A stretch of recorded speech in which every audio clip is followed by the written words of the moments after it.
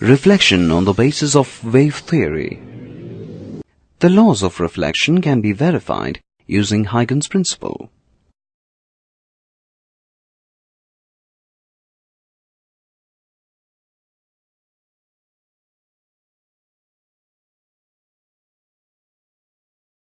First, we have to determine the secondary wavefront using Huygen's construction.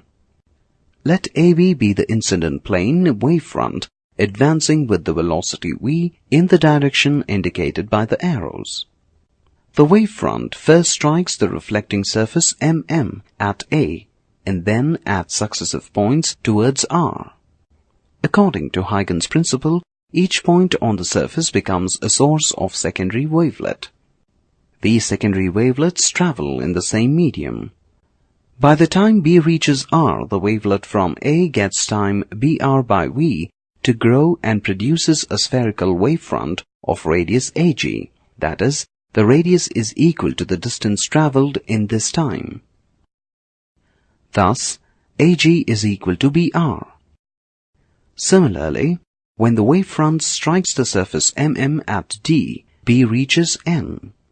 By the time N strikes R, a secondary wavelet of radius dH is produced such that dH is equal to NR.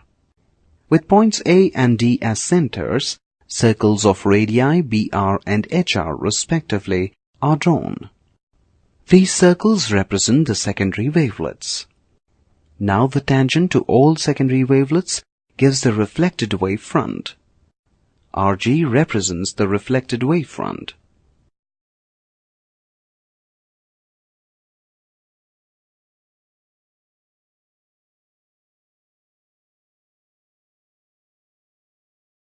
Now let's prove the first law of reflection. Since the incident wavefront AB, the reflecting surface MM, and the reflected wavefront RG are all perpendicular to the plane of the paper, normals to them also lie in the same plane. But the normals to AB and RG are the incident ray and the reflected ray respectively. Hence, it can be stated that the incident ray, reflected ray and the normal to the surface at the point of incidence all lie in the same plane. This proves the first law of reflection. The right triangles AGR and ABR are congruent because they have the same hypotenuse and BR is equal to AG. Here the angle of incidence I is equal to angle BAR and the angle of reflection R is equal to angle GRA. From the right triangles AGR and ABR, sin I by sin R is equal to BR by AR by AG by AR, that is equal to BR by AG, that is equal to BR by BR, that is equal to 1, because BR is equal to AG.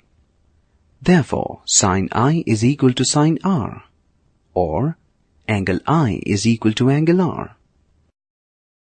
Thus, the angle of incidence is equal to the angle of reflection. This proves the second law of reflection.